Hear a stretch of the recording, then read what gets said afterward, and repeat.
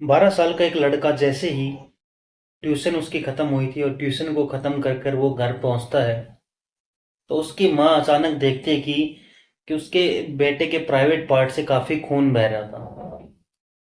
अब वो माँ देखती है, वो सत्य में पड़ जाती है कि मेरे जो बच्चे का खून जो है वो प्राइवेट पार्ट से क्यों निकल रहा है। जिस तरीके से माँ अपने बच्चे को हॉस्पिटल में लेकर जाती है और वहां पर डॉक्टर जब उसका चेकअप करते हैं, तो डॉक्टर उसको बताते हैं कि इसके प्राइवेट पार्ट पर जो निशान पाए गए हैं वो दांतों के काटने के निशान पाए गए हैं और नाखून से नोचने के निशान पाए गए हैं। दरअसल दोस्तों, ये घटना शुरू होती है उत्तर प्रदेश के लखनऊ शहर के पास। एक छोटा सा कस्बा पड़ता है जिसका नाम होता है सामिन।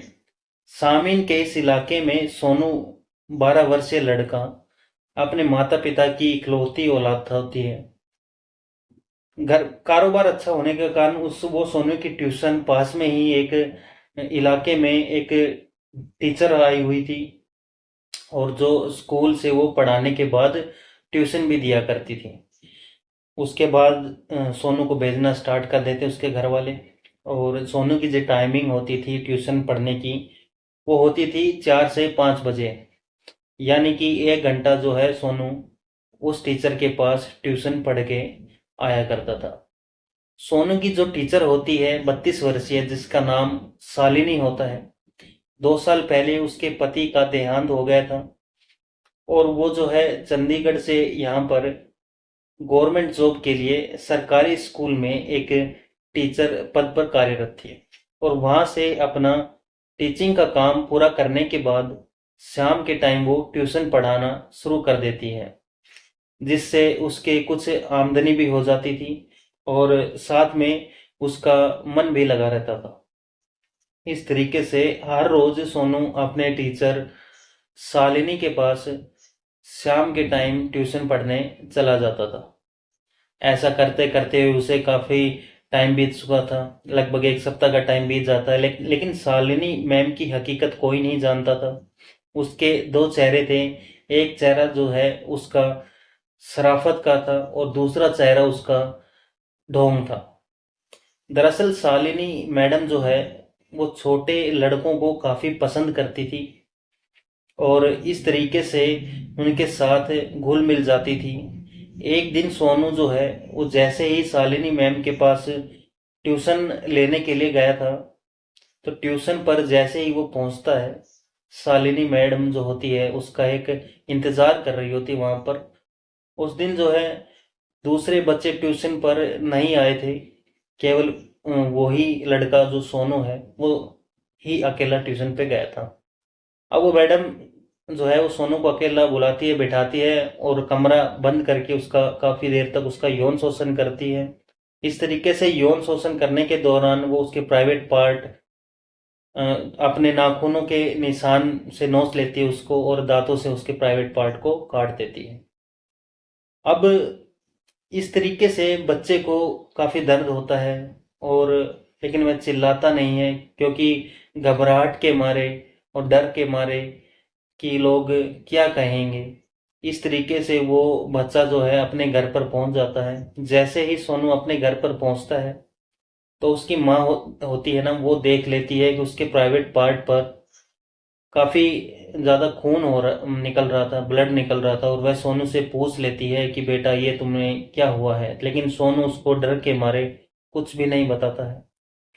और उसकी माँ उसको एक हॉस्पिटल में लेकर जाती है, और जहाँ पर डॉक्टर उसका चेकअप करते हैं। डॉक्टर चेकअप करने के बाद सोनू की माँ को ये बताते हैं कि सोनू के साथ कई बार रेप हुआ है।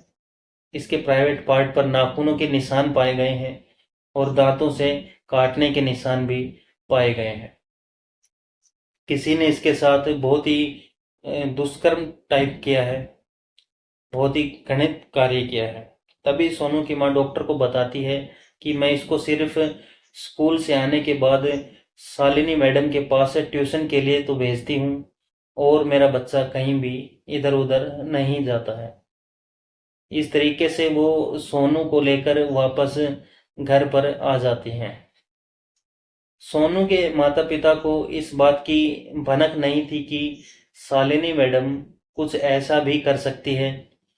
लेकिन लेकिन जब वो सोनू से पूछती हैं कि तुम्हारे साथ ये किसने किया है, तो सोनू डर के मारे अपने माता पिता को कोई भी बात नहीं बताता है। इसलिए उसकी जो माँ होती है, सोनू की माँ होती है, वो उसके दोस्त करण को बुलाती है, जो उसका क्लासमेट होता है। यानी कि करण जो है सोनू के कक्षा में ही पढ़ता है। और वह करण से बोलती है कि तुम सोनू से एक बात करके पूछो कि उसके साथ ये घटना कैसे हुई है और कैसे ये जो दुष्कर्म किया है ये किसने किया है। इस तरीके से करण सोनू को बाहर ले जाता है और बातों ही बातों में बाहर ले जाकर उनसे पूछता है कि सोनू, तुम्हारे साथ ये हादसा हुआ है, ये किसने किया है। सोनू बोलता है कि तुम किसी को मत बताना, मैं पिछले 10 से 15 दिनों से परेशान हूँ और शालिनी जो हमारी टीचर है वो मेरे साथ ऐसा घिनौना कृत्य करती हैं। कभी मेरे प्राइवेट पार्ट को छेड़ती रहती हैं, मेरे साथ जो है गलत तरीके से व्यवहार करती हैं, गलत तरीके से बातें करती हैं। एक दिन तो उसने हद कर दी कि मेरे प्राइवेट पार्ट से खून निकलने लगा और मम्मी ने मम्मी ने वो देख लिया और मम्मी जो पूछने लगी। वो सब बातें ये है, जो भी बातें हुई वो करण को बताता है और अगले ही दिन करण सोनू की मम्मी को ये सारी चीजें बता देता है। अभी सोनू की मम्मी जो है और सोनू के पापा पास के ही पुलिस स्टेशन में जाते हैं और शालिनी मैडम के खिलाफ एक रिपोर्ट दर्ज करवाते हैं और पुलिस अपनी कार्रवाई में जुट जाती है। शुरू में तो पुलिस को इस बात का यकीन नहीं हुआ था कि ऐसी भी कोई टीचर महिला अपने स्टूडेंट के साथ कैसे कर सकती है। लेकिन जब पुलिस बारीकी से छानबीन करती है तो पता चलता है कि शालिनी मैडम जो है ऐसा कार्य 3 से 4 बच्चों के साथ और कर चुकी थी। जो आसपास के जिन बच्चों के साथ ऐसा उसने किया था वो बच्चे भी फिर सामने आते हैं और उनके माता पिता भी पुलिस को ये बताते हैं कि शालिनी मैडम ने हमारे बच्चों के साथ भी ऐसा ही दुष्कर्म घिनौना कार्य किया था, जिसके कारण हमने अपने बच्चों को शालिनी मैडम के पास ट्यूशन से हटा दिया था। इस तरीके से पुलिस शालिनी मैडम के घर जाती है और शालिनी मैडम को गिरफ्तार कर लेती है और जो महिला पुलिस कांस्टेबल होती हैं उसके ऊपर 3rd डिग्री चार्ज करती हैं। तभी शालिनी मैडम जो है वो सारा जुर्म और सारी जो घटना है वो कबूल कर लेती हैं और वो सारी बातें बता देती हैं कि उसने कैसे कैसे क्या किया।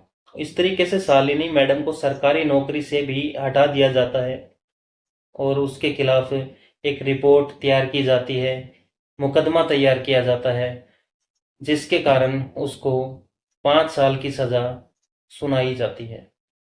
दोस्तों, इस घटना से हमें यही सीख मिलती है कि जब भी हम अपने बच्चों को किसी टीचर के पास भेजते हैं तो उस टीचर की अच्छी तरीके से छानबीन करनी चाहिए, उसके कैरेक्टर का पता लगाना चाहिए और उसकी पूरी पुलिस वेरिफिकेशन भी करवानी चाहिए और उसका जो बैकग्राउंड कैरेक्टर होता है उसके बारे में गहनता से जांच कर लेनी चाहिए, ताकि भविष्य में आगे आने वाले बच्चों के साथ ऐसा यौन शोषण ना हो, उनके साथ ऐसी दरिंदगी न बने।